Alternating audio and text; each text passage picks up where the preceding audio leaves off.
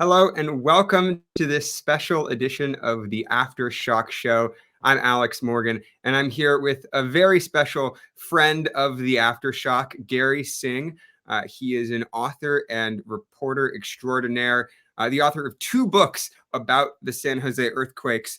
The first one here being the San Jose Earthquakes, a seismic soccer legacy, published a few years ago. And now, exciting news, a brand new book out to commemorate the 50th anniversary of the San Jose Earthquakes.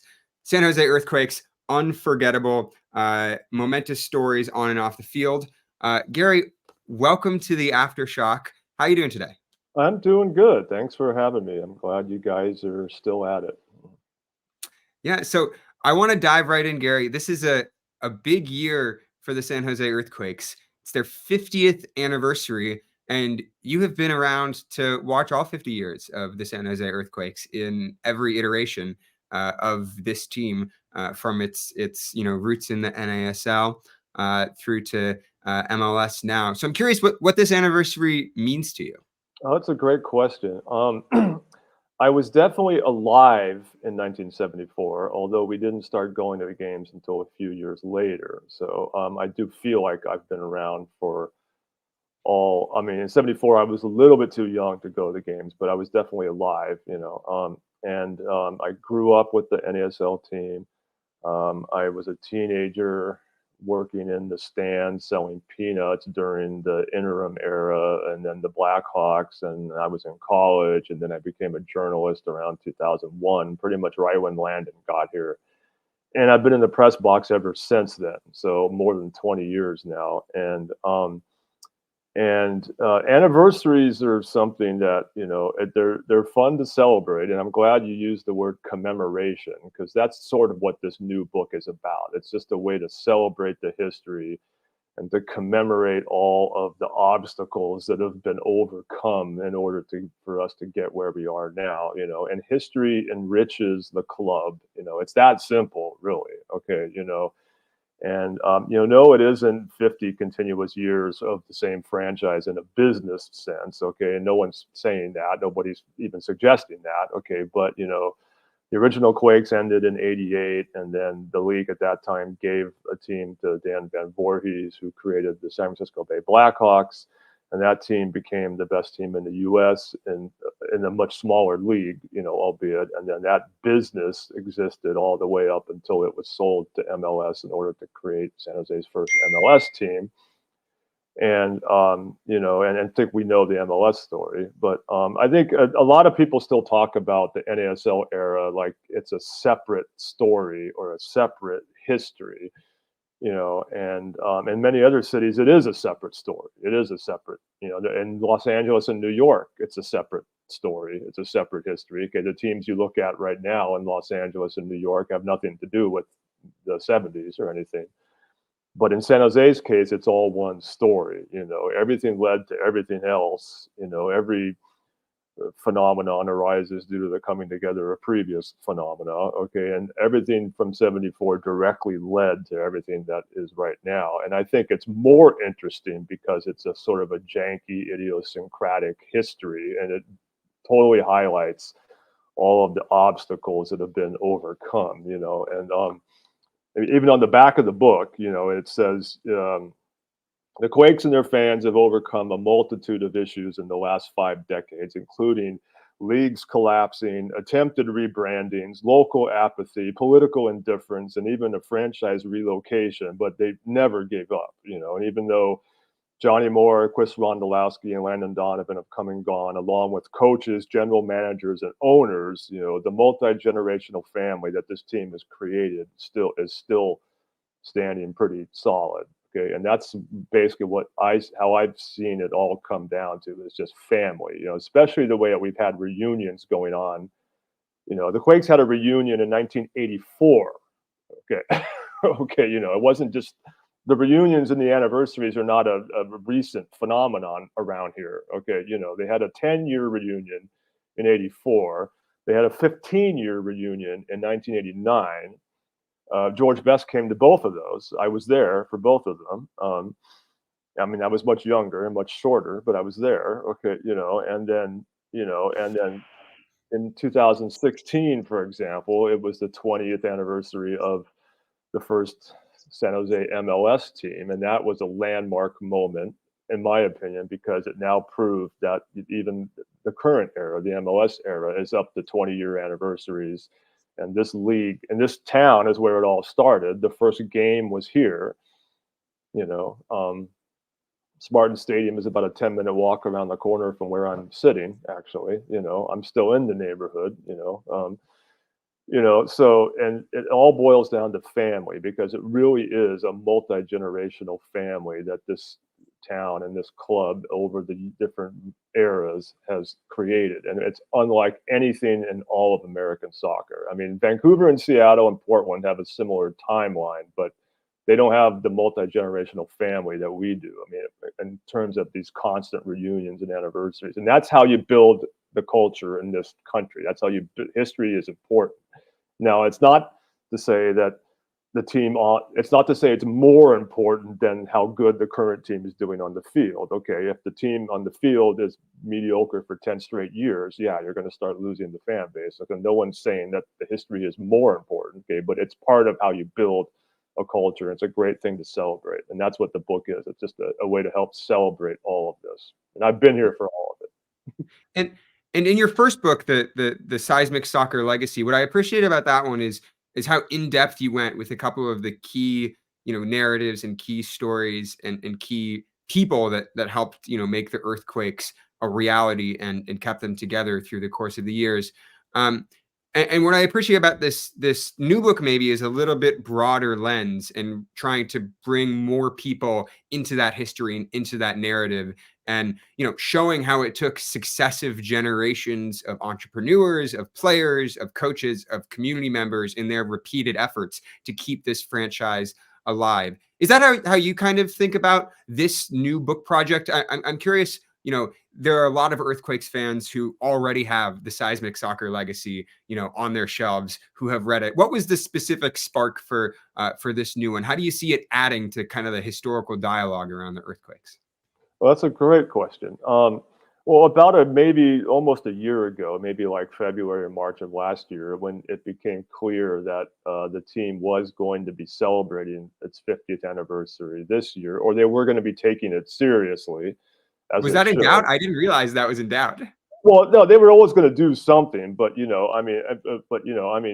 obviously, like you're saying, yeah, I already wrote one book, so what? So how did I figure out how to do another book? And I thought it would be a perfect way to, rather than go and interview everybody all over again, okay? Because the first book came out right when PayPal Park opened, so it's 9 years ago. And a lot of people have been asking, well, when are you going to do an update of that book? When are you going to do a part 2 of that book? Okay, and I mean, if there was a way to do that, yeah, I would. But the publishing business doesn't really work that way. I mean, I would have you can't. I mean, that book has a pretty, I mean, it's still pretty linear, but it has like a shred of a narrative arc to it that basically ends right when PayPal Park opens, and it says, okay, here we are, the new era has begun. We finally have our own home stadium after being a homeless team for 40 years. Okay, we now have our own place. That's the end of the book. Okay, and it just serendipitously and it came out that way. Okay, so I mean, there's no way a publisher would allow me to just update that book and add the next couple, because there's already it was meant to end at that point. And then I would have to go interview Dominic and Jesse and Almeida and all these people that are still working, so they aren't going to really say what they want to say. Okay, on the record at least. So it wouldn't be worth the trouble. And a publisher is not, because then they have to go discontinue all the previous versions of the book, and then it's just there's no way to do that. Okay, so for several reasons. So if I was Taylor Swift, yeah, and I could sell 500,000 copies of the book out the door, yeah, across the country, yeah, then they might do that, but not for this.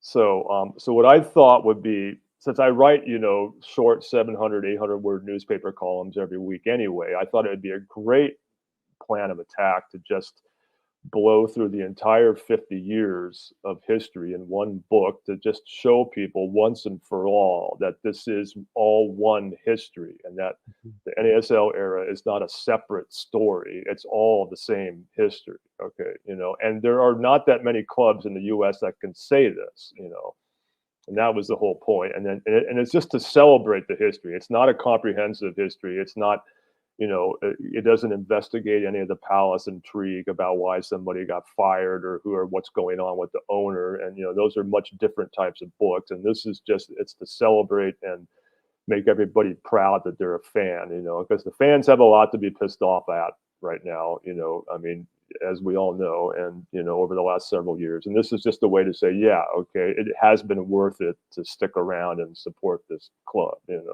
Yeah, I love that. I'm curious what the process for writing it was. 50 years is a long time. Yeah. Where you were getting the historical archives from. I know you already had a like kind of extensive dive into the historical archives with your last book, but how you dug back through those and chose for each year what the key historical narratives that you wanted to highlight were. Well, that's a great question. Well, there's many different. There wasn't a plan ahead of time as far as what to include and what not to include. It was more just to take off and see where I wound up. Okay, I did want it to be an overview, but I think what I tried to do is just to show that there is a 50-year history that is worth celebrating. Okay, and there was no way to go interview anybody all over again, like I said. And what I think what made it the easiest to do was that the public library has now made available for anybody with a public library card, as long as you have a California postal address, you can go to the public library online, and all of the Mercury News archives for the whole 20th century are now entirely free for everybody. Okay, you can go and download whatever story you want it from 1910 all the way up until now. Okay, it's all entirely free, as long as you have a public library card or and to get a public library card in San Jose, you just have to have a California postal address, as far as I know. Okay, so that made everything a lot easier. You can just spend 45 minutes looking through all of the stories that came out, and you can search for anything. So if you want to go find when exactly Manchester City played at Spartan Stadium for $15, Who you knew? can go do that. I was there for that. Okay, and I saw Real Madrid there for $20. Okay, and all of that. And I wanted just to highlight the people that did the most to keep this going for 50 years, and who I may not have mentioned in the first book and stuff like that. So there wasn't a general plan. It was just to come out and, and there was a degree of intentional cherry picking. That's what all you can do in a book like this. And it's just to provide an overview. And there's different layers. Brandy Chastain is pretty much my age exactly, and she grew up, attending all the same games that I did, and she's now the most famous person on earth, and she just helped launch the women's team, for example. Okay, so she's a layer in the whole book. Peter Bridgewater is a layer in the whole book. He was responsible more than anybody to keep the game alive for multiple times over. So that's just what happened. It turned out that way. Many things.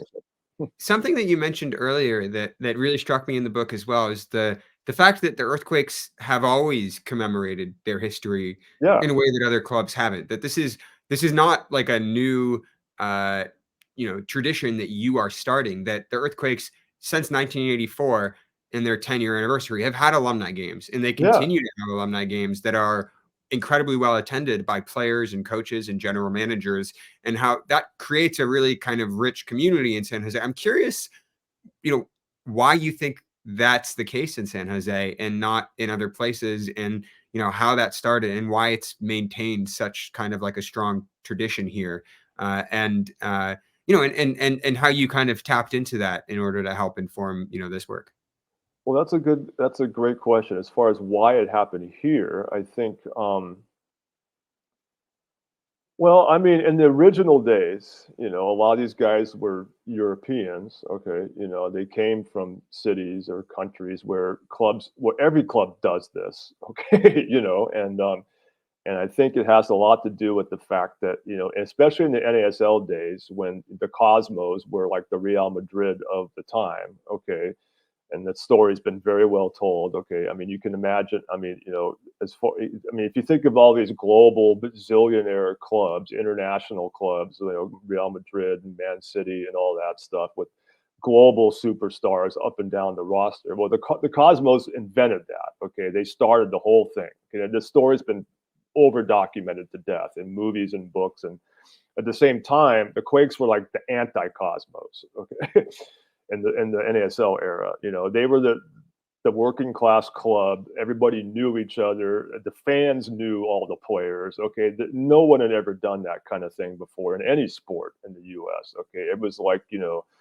and Spartan Stadium, you know, was not a luxury facility. You know, it never was. Okay, I mean, it was like I mean, everyone talks about, you know, the Oakland Coliseum as being the baseball's last dive bar and all that. Well, we were calling like, we didn't use that term, but that was the attitude we had. You know, Spartan Stadium was kind of a dump, you know, but it was our dump. Okay, you know, okay, you know, and people don't like it when I say that. Okay, it's just my sense of humor. Okay, but that's exactly what it was. It was like our CBGBs or something. Okay, of soccer, you know, and and I think it was because it was more of a working class club that had everyday connections to the fans and the street. Okay. And that's still the case. Okay. Now, that doesn't mean that I think it should be a third rate pub team with no budget forever. Okay. That's not what I'm saying. Okay. But they still need to spend money and get the right players. Okay. But, you know, but I think that's has a lot to do with it that, you know, and any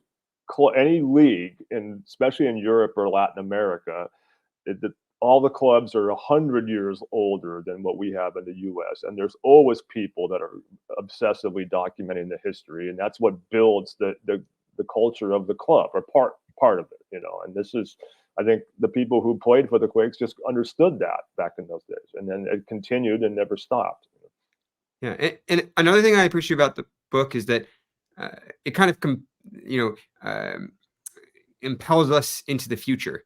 You know how the last book project, it had a very distinct culmination in the building of Avaya Stadium and in the you know 2015 season, and that it was a new era. Whereas I think this story pulls us in a couple different threads forward. You know, I like the one that you mentioned about Brandy Chastain. She appears early in the book, and then, you know, throughout the book, and later with the start of the Bay FC women's team. So that's one of the ways in which this community is going to continue to grow, and the kind of soccer community in the Bay Area is going to continue to thrive. I'm curious, what are some of the other ways that you envision this club and this community, you know, moving into the future, where you see the Earthquakes 50 more years from now, if it's possible to envision that far?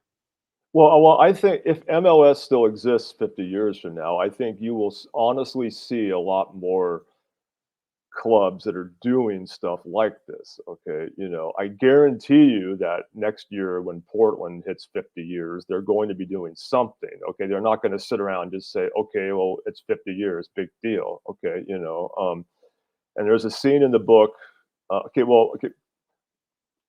I'll give you an example. Okay, like, I mean, not to beat up on LAFC. Okay, but you know, hey, but you know, I mean, LAFC is exactly the opposite type of scenario. Okay, the league basically manufactured the club, and they manufactured the fan base, and they gave the club to the fan base. Okay, they didn't grow up with it. They didn't have to work for it. They didn't have to fight to keep it from being relocated or anything. Okay, doesn't mean the fans are phony or anything. Okay, but you know, it's just different. Okay, now 20 years from now, when a whole new generation of people have grown up with LAFC and they're LAFC fanatics, they'll be partying and celebrating every milestone that they achieve. I would hope they would. Okay, you know, and they'll probably have much huger parties in Los Angeles than we can, and we're able to do here. Okay, you know, so and I think that's just part of how you build the club, you know. So I look at the book and what the Quakes are doing as sort of like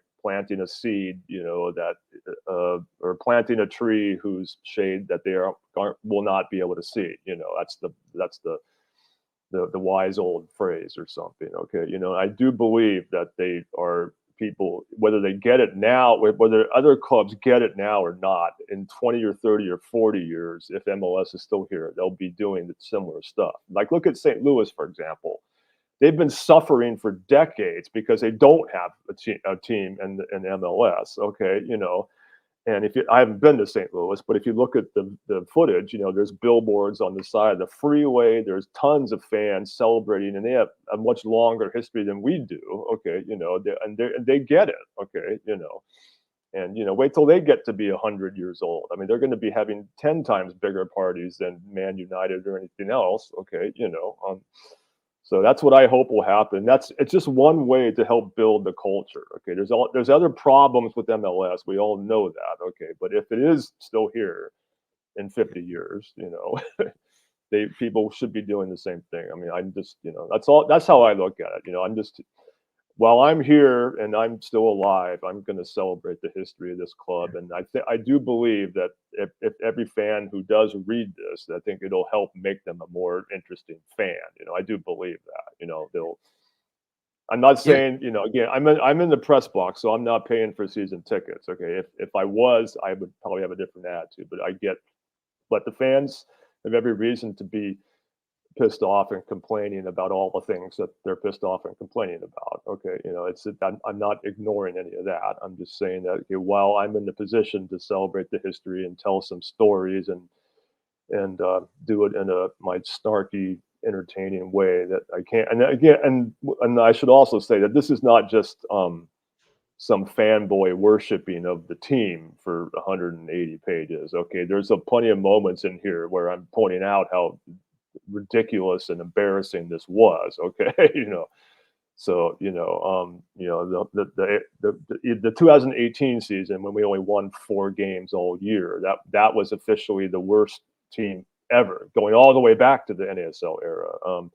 The 8-year-old kids that were cussing out Landon Donovan that one time. Okay, that was bad. Okay, that was really bad. Okay, and that's in there. Okay, so it's not just the good and the bad is part of it all. And I see this book as being a book for the community and celebrating the community. And one of the reasons that, as you said at the top, this is not a business legal entity that has existed for 50 years. The business and the legal entity has actually changed throughout the course of the history. But the thing that's the bedrock is the people that have cared about this club and cared about each other and propelled this tradition of soccer through Bay Area history. So that's why I really appreciate it, especially as someone who has only been covering the team for 10 years. It's a little mini anniversary 2020 for myself, and grateful to have witnessed this like small snippet of Earthquakes history. But this book made me feel much more connected to the greater community and the kind of intergenerational commitment to soccer in the Bay Area. So I really valued it for that reason. It's been a pleasure talking, Gary. But before I let you go, since tomorrow is going to be San Jose's 2024 season opener. This is being recorded on Friday. Probably going to come out tomorrow morning. So the fans they're getting geared up for the 2024 season. I'm curious, from your perspective, maybe a historian's perspective, what gets you excited heading into each season? What are some of the things you're looking out for? And what your expectations are heading into this year? Well, I mean, in my position, I have nothing but gratitude that I'm still here. Okay, I mean, anybody that knew me in my 20s, especially the way I drank at that time, I didn't think I would live to be 30. Okay, and I've been sober for years. Okay, but I'm grateful that I stayed around. I'm grateful that I am still here to write about this club. And I got to see George Best score that famous goal in 1981. At Spartan Stadium, and that was 1 year before Landon Donovan was born, if I'm not mistaken. Okay, and then 20 years later, I got to see Landon on that same field, help lead the team, I'm still here, and I love to write about and cover the team, and I don't cover the team as a beat writer, so I can't answer stuff like, I don't know the gossip behind the scenes as far as what they're paying for and who's doing what. I'm more like the guy that's just everybody's friend and stuff, but I'm excited by the signings this year a little more than I have been the previous year. You know, I think I'm waiting to see what Pellegrino is going to do. I'm waiting to see if I'm pronouncing that correctly. I'm Mhm. waiting to see what a couple of those guys are going to do. I like what Lucci is going to do. I think he connects to everybody on the street a lot better than the previous couple of coaches did. You know, he's fluently bilingual, and I know people don't think that makes a difference, but it really does. You know, when you see him out there with Spanish-speaking kids, on the street, and he can go back and forth between and talk to everybody everywhere. And I think Chris has done a pretty good job with the resources that he's had of players to go after, and all that. So, and I'm just excited to still be here and just for another season, and it's a killer history. It really, really is. I mean, if everybody was aware of the history, I think it would be a much richer soccer culture. And I think if every club did this, and especially the newer clubs, if they start obsessing over the history now and documenting stuff, they'll be grateful 20 years from now. Yeah. And I think, the entire Earthquakes community is very appreciative of you for helping do that and putting so much work into doing that, Gary. One of the things that I'm excited for this season is just to see the 50th anniversary celebrations. I know that the club has lots of celebrations planned throughout the year to commemorate its history. And I think this new book, The Unforgettable San Jose Earthquakes, Momentous Stories on and Off the Field, is a great place to start, Gary. You can get it any way you prefer to buy books, whether that is on Amazon, where it has been trending, at your local independent bookstore can help you order it. It's published by the History Press. And so we're incredibly grateful to you, Gary, for contributing this book to the San Jose Earthquakes dialogue. And want to give you a chance, if there's any last message you want to send about the book to the fans ahead of this season, to do Yeah, that. yeah. The first couple of home games, I should be signing books somewhere in the stadium. Okay, we haven't set it up yet. Okay, most likely, at least what I want to do is they'll probably have me in the main merchandise store on the ground level, right when you walk in. I might be there like next to the cash register signing books or something. If you want to go in there and buy the book, it may not get completely finalized until the day beforehand, but that's the plan as of right now. So, but I will be. I mean, I'm at all the games, unless I'm out of town for something. So if you see me walking around and you happen to have the book with you, just go tap me and I'll sign it for you. It happens all the time. Even with the first book, it's been 9 years, but people still walk up to me on the street and have me sign it and stuff. So don't hesitate to do that if you see me somewhere. For added context, I think Gary has been probably at more San Jose Earthquakes games in the press box than any other person that I know. Or maybe any other person in the history of this organization. So it's always a pleasure to chat when we're in the press box together, Gary. Really appreciate you joining us today, and looking forward to a wonderful 2024 season. I'm going to put more info about the book and links to buy the book in the description. So encourage everyone to go run and check that out. And want to thank you for joining us today. Yeah, thanks for having me. See you soon.